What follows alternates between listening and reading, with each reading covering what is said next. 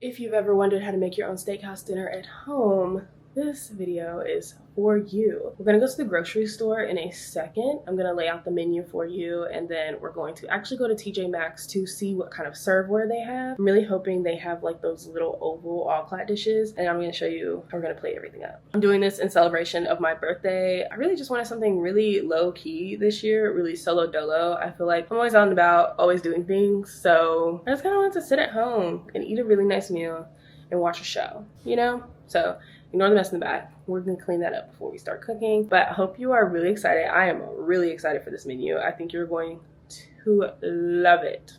Okay, let's go to the store. All right, before heading into the grocery store, let's go over our menu for our steakhouse dinner at home. For our appetizer, we have vodka sauce, braised brisket, and pancetta meatballs. I'm gonna serve those up with some garlic French bread. Then our entree is going to be a reverse-seared tomahawk steak served with a Tuscan herb butter. Next, we have fried Brussels sprouts with quick pickled shallots and some fried pancetta. And lastly, tarragon and Gruyère scalloped potatoes that are going to top it off. I was gonna do dessert, but I'm gonna make my birthday cake tomorrow, so we're gonna just bank on that. I feel like the light makes me look like I have on a light mask.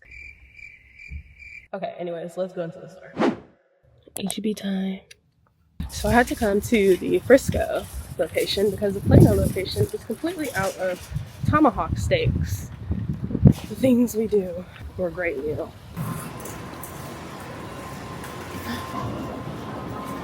Okay, the store is completely out of fresh tarragon, so we're gonna use some chives.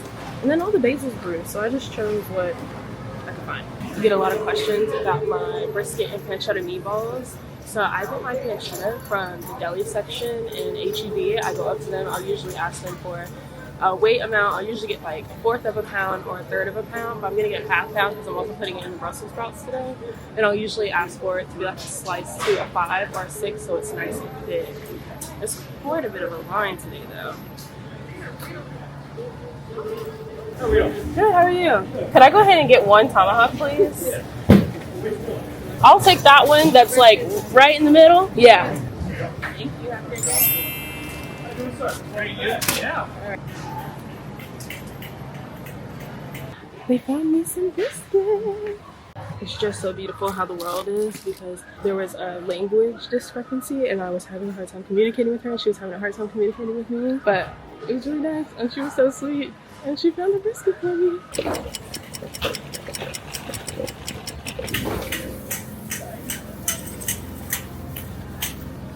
All right, grocery shopping is done. Let's go get our serveware. All right, groceries have been bought. It was $122. I also bought some like household essentials. So I think that's pretty good for a steak dinner that could feed like 2 to 4 people, including a tomahawk. I'm proud. Look at that, isn't that so cute? She's like the mini version of my Dutch oven, like she had a baby. I was about to have a mental breakdown for a second there, but I found these two.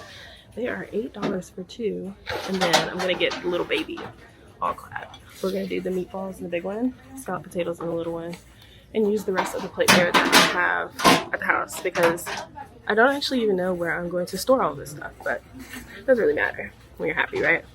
All right, we're back in the kitchen. I spent $33 at Home Goods. I got those 2 dishes, the mini all-clad, and then I needed a can opener because my last one broke. Yeah, I think that's a pretty good haul. I mean, it would have been what, like $28 without the can opener, but $28 for 3 dishes that are all oven safe over 500 degrees is crazy. But anyways, let's get into the reason you're here. Let's make a beautiful steakhouse dinner at home. The sun is starting to set and I wanted to grill the tomahawk after I baked it in the oven. We're gonna see how I'm gonna get some light outside so you can see what I'm doing. I'll probably just take my little lantern light out there. But anyways, let's get cooking.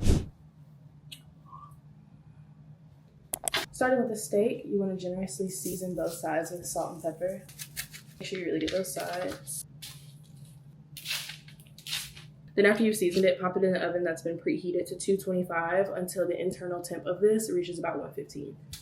When I reverse sear really big steaks, I like to use a thermometer that's like this. It's a barbecue thermometer. It can go right in the meat in the oven and it will tell you what the temp of the meat is at all times. So I use this one. This one is in Celsius. I cannot figure out how to get it to go to Fahrenheit. So we're just gonna wait until it gets to the equivalent in Celsius to 115 Fahrenheit, which I do not know off the top of my head. So I will be converting that in a second. All right, next for the meatballs, we're starting with some beautiful pancetta. I added about 1/4 of a cup to a food processor, and I've made these meatballs a million times, but I'm gonna try something a little different. I'm going to go ahead and add my shallot and my garlic and my parsley to the pancetta while I food process it so that I can save myself some time on chopping. 1/4 of a shallot with the roots cut. Let's get some garlic.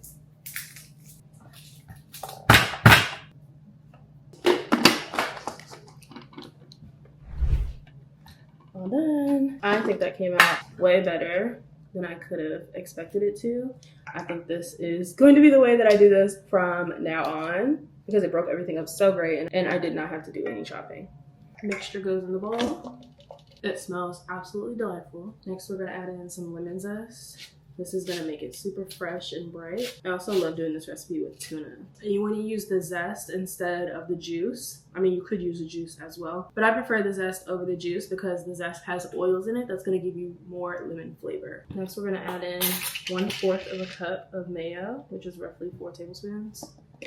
This is my favorite method. Instead of using eggs, I use mayo because it makes it 10 times more juicy, and there's egg and mayo anyway. In goes 1/2 tablespoon of salt and 1/2 tablespoon of black pepper. Now I use fine kosher salt. It is less salty than coarse kosher salt for the same amount of salt. So if you're using a coarse salt, be careful with your salt levels because it might make it 10 times more salty. And then in goes 1 teaspoon of crushed red pepper flake. It doesn't really make it spicy, or at least to me, but if you know that you hate spice, don't add it in. I'm gonna add in 1/4 cup of panko.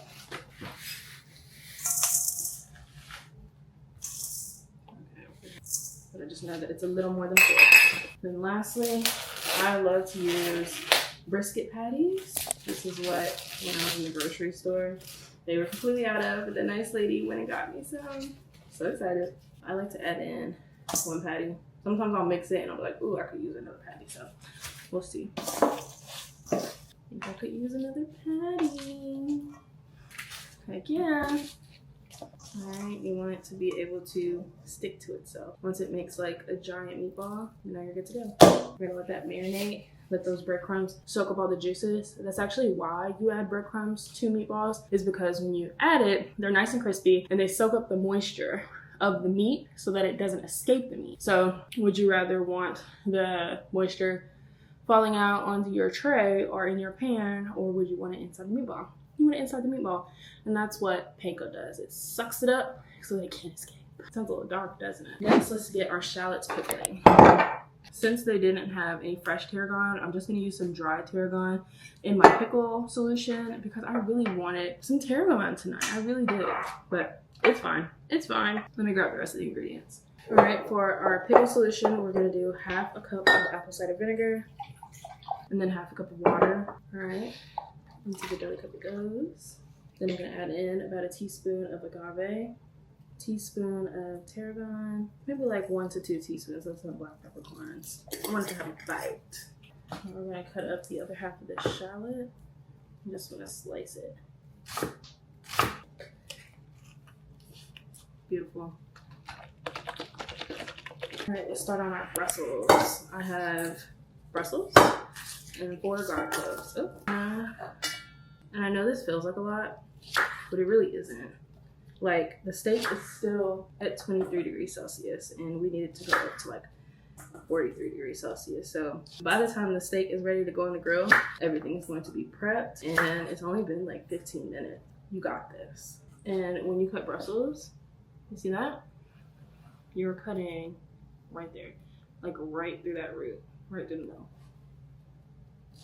Just in case you didn't know, I feel like sometimes I'll talk about things and like, people be like, wait, how did you do that? And I'm like, oh wait, like I always get stuck in this motion of, okay, do they know this? Like, I don't want to ever tell somebody something that they know because then that kind of like insinuates that they're stupid, you know? And I never want to insinuate to people that they're stupid. I mean, unless I genuinely do believe someone is stupid. But if I think you're stupid, I'm gonna tell you that I think you're stupid. I'm not passive aggressive about that. So, and you have to actually do something like really dumb. But overall, I always get nervous when I'm like trying to explain something, and I'm like, oh, well, I probably shouldn't explain this aspect because they probably already know that, and then they don't, and now I just look like a butthole and pretentious for assuming that they knew something that, of course, they wouldn't if they haven't been cooking their whole life like me. But it's like, since I've been doing this for such a long time, I get like really nervous about over explaining or under explaining. So I just decided, if you know what I'm talking about, then welcome to the club. And if you don't, welcome to the club, because I'm gonna show you. You know, I feel like you can never lose with that, right? Anyways, we have our Brussels sprouts. I'm gonna smash the skinned, pop them in our bowl. Now I'm just seasoning with a little bit of salt so it can absorb some of the flavors, but you don't want to add too much just yet because we're gonna season it again after we cook it.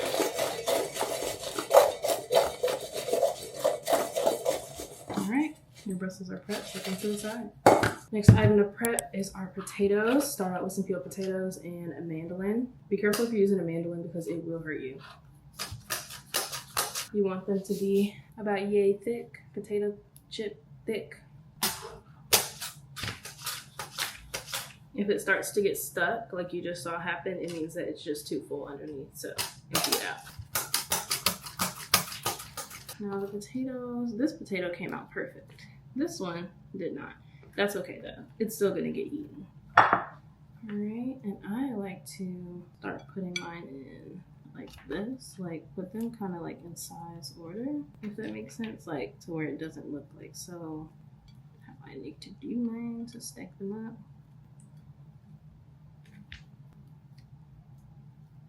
All right, once they start to kind of hold their shape a little bit. All right, and then if it starts to look like one side is like way more full than the other, just spread it out more so that they kind of start to spiral in. It's a little tricky at first, but it's okay. Trust your gut. And then I try to stuff the ugly ones right dab in the middle.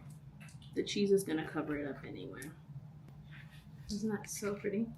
See, you just fill those gaps with the little potatoes, and these are going to get nice and soft and tender while the tops get nice and crispy. And just season generously with some salt and pepper and set aside while we make our cream sauce. All right, for the cream mixture, to a sauce pot, we're going to add 2 cups of room temp milk, half a stick of butter, have some chives. This is about 2 tablespoons of chives. I'm just going to roughly chop. A little bit of salt and pepper. And the star, hickory smoked Gruyere. I was debating on if I wanted to use smoked Gruyere, but I think it's gonna turn out amazing. All right, we need 1.5 cups. Heck yeah. And now I have it sectioned into 1 cup and half a cup. We're gonna put half a cup in and let 1 cup go on top of our scalloped potatoes as a nice cheesy dressing. So let's get this on the stove, get it simmering. You want to let it simmer on low until the milk is warm, and then add this in right when you're about to take it off. Whisk until it melts completely. But don't worry, I'm going to show you what that looks like. Now while that simmers, let's get the rest of our garnishes done so we can chop up our pancetta, because we don't want to cross-contaminate. You know, we have some chives to chop up, we have some parsley to chop up, and some garlic to make our garlic oil for our garlic French bread. All right, we're going to just start with the parsley. I need some for the steak and for the garlic bread. Put it together.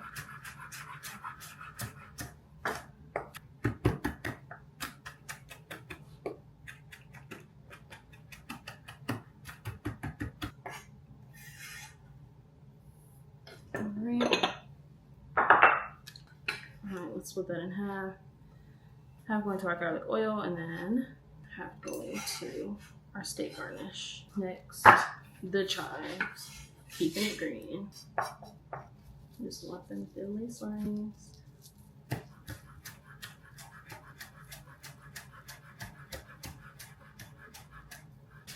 Alright, chives get their own bowl.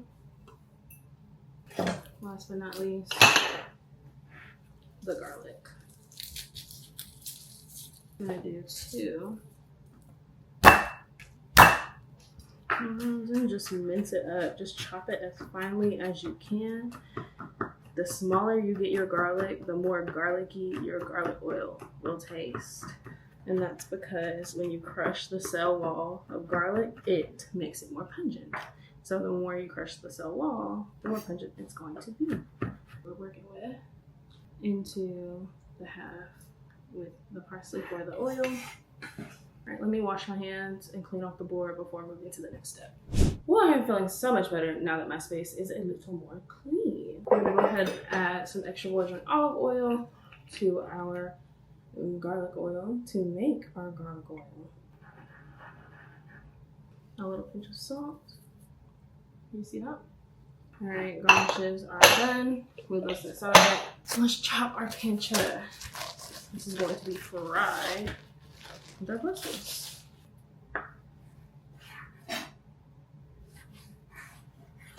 When I do this, I love a chunky piece because it's gonna shrink when you fry it anyway. And that's like my biggest gripe is I feel like when the bacon or pancetta is too small in the Brussels, it just sinks to the bottom of the dish and you don't actually get like a bite of bacon or pancetta and Brussels. So I like mine to be cut a little chunky. I take it, make little ribbons, just slicing down, and then I'll just do one across.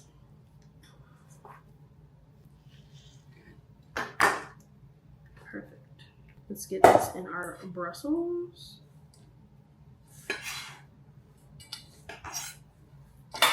All right, our cream sauce is ready for the cheese and our steak is ready to be pulled out of the oven. We're gonna pull that out while we get the scalloped potatoes in and get our meatballs seared so that everything is ready to go into the oven. And then the last thing we have to do is fry our Brussels and go outside to grill the steak. But I want everything else done by the time I'm grilling the steak so it can just sit in the oven on warm. All right, we have cream and butter mixture. I'm trying to show you the best way I can. There we go, that's better. She needs to be whisked. And let's pull our steak. The steak looks absolutely divine. We're gonna sit this aside to let it rest until we're ready to grill it. I've got the oven preheating to 400 degrees Fahrenheit to get the potatoes in, and then we're Gucci to move on to the rest. This is going by so fast. It's only been 30 minutes. The Brussels and pancetta is completely prepped. The potatoes are sliced and in their arrangement. The juice, I don't know what I'm trying to say, the cream mixture is ready to go. Our meatballs have been mixed. Our shallots are pickled. And our steak's ready to grill. Next, we just need to cut up our bread, but we can do that later because we'll probably toast it when we go downstairs. Yeah. Okay, anyways, let's do the rest of our cream mixture. Now, before adding your cheese, make sure you taste this to see if you like how salty it is. I like it to be slightly over salted so that when the potatoes absorb it, it tastes great. Because potatoes, potatoes usually need a lot of salt. So don't be scared, just over salt it slightly. But anyways, take a whisk, whisk. Adding your cheese, whisk. Let it get nice and melty. Once your cheese is nice and mostly melted, we're going to pour it over. And if it doesn't seem to be melting at all, just pop it back on the stove for a little bit because it just got too cold. Potatoes. I'm just gonna pour the mixture right over. Being careful because it is hot. Beautiful. I'm gonna top it with our cheese.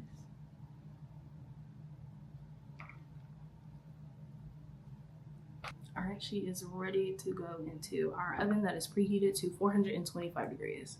And if you're nervous about it overflowing as it cooks, just put it on a cookie sheet or sheet tray. Start forming our meatballs while our potatoes cook in the oven. Because our goal is to get the meatballs in the oven when the potatoes have about 15 to 20 minutes left. So this is the size of our meatball. Roll. See how that holds together beautifully.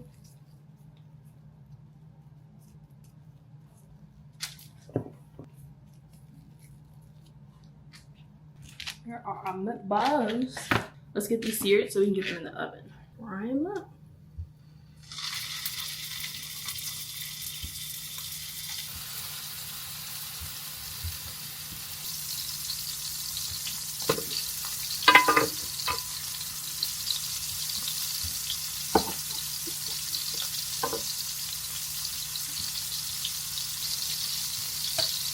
Aren't they beautiful?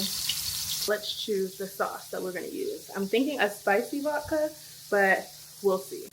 Ralph sent me a ton. This is like my favorite. It's so good. I think I'm gonna go ahead and use this one. Just delicious. Next, just drop your little meatballs in your baking dish. We have our sauce. Just pour it over.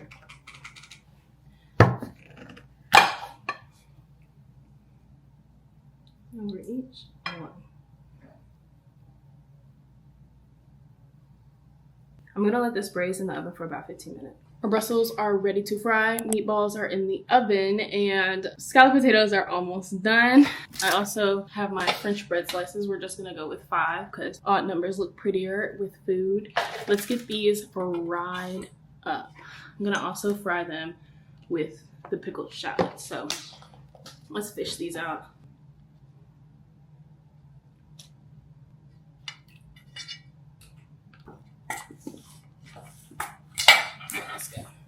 Drop them in. She smells so good. Oh my gosh, cannot wait. It's gonna be a great birthday. While the Brussels finish frying, we're gonna go ahead and dress our bread so that after we sear our steak, we can get this in the oven. I'm ready to eat. Well, you are too.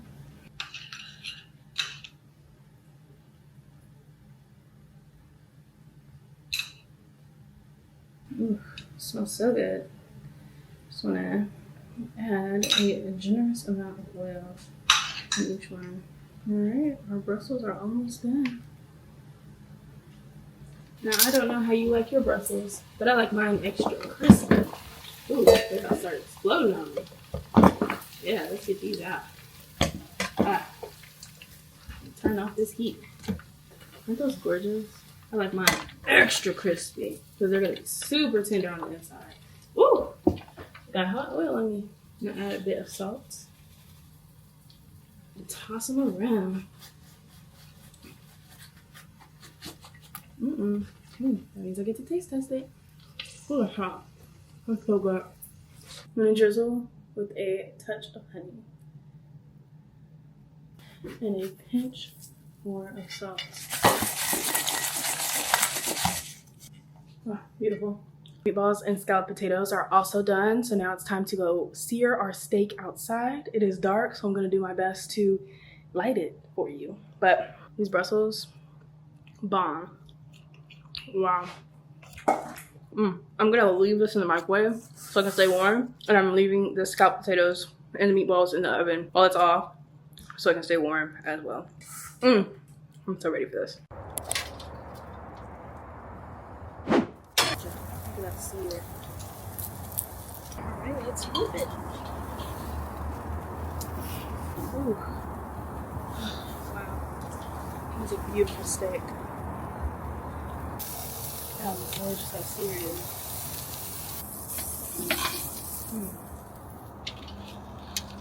Now while the steak rests, let's toast our garlic bread and get everything else plated. It's time to eat! Now I have melted down some Tuscan herb butter. It's gonna go straight on the plate. Move that out of the way. Let's start pulling our dishes. 7 days of life. Oh, wow. I'm stuck in my hair right now. Brussels, meatballs, scalloped potatoes.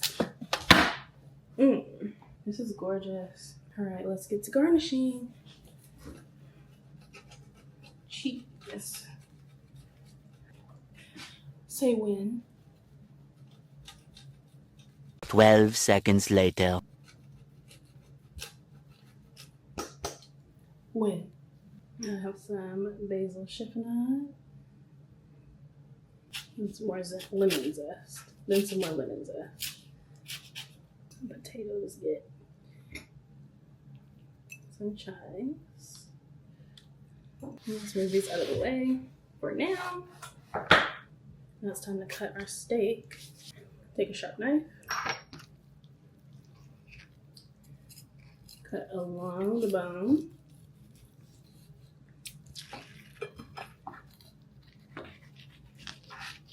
Now that separation, just cut right through that. And I'm just gonna slice. I put it back in the oven so that it could cook a little longer. It was a little too rare for my taste. I like a medium rare.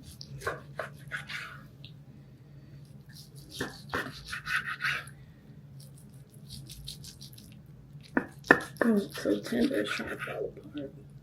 All right, last slice. Beautiful. First goes down that bone. All right, it's about to get messy. Grab your steak, put it right on there, and then just let it layer on itself. Let's go ahead and move our butter right here. Then add on that fat cap and do the same thing, just right along. I'm gonna take some rosemary and fill in those empty spaces. Beautiful. And then just cause I want some more color, a few lemon slices. Gorgeous. Do you see that? That's so pretty. Now the final touch, some flaky salt, of course. And then just a touch of parsley. All right, let's plate everything else.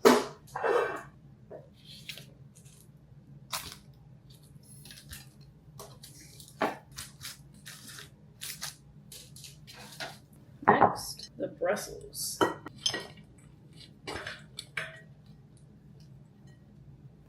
Top it with some microgreens.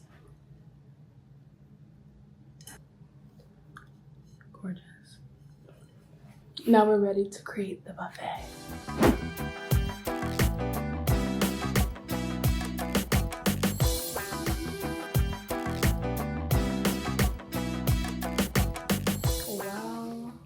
Wow.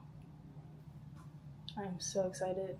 This is gorgeous. Happy birthday to you. And if you're making this for yourself or someone else, happy birthday to you and them. I hope that this was informative and you were able to make your very own steakhouse dinner at home and everything turned out amazing. The recipes are in the description, so go check them out on my Substack. Yeah, see you next time. Ooh. Thanks for watching. If I didn't say my name already, I'm Taylor. I'm tired also. I'm gonna go celebrate my birthday. So you really thought I was gonna go with a triangle bite for you? Oh, that's bomb.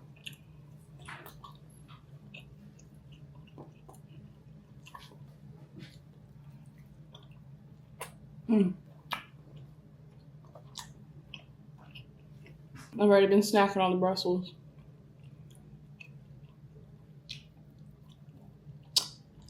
Oh. This is amazing. I'm gonna try the Brussels again just cause. My favorite way to make Brussels. Garlic bread, brisket, and pancetta meatballs.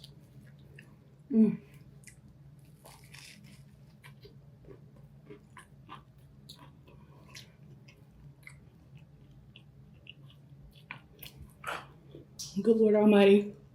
Now I'll let you go. Thanks for watching. See you next time.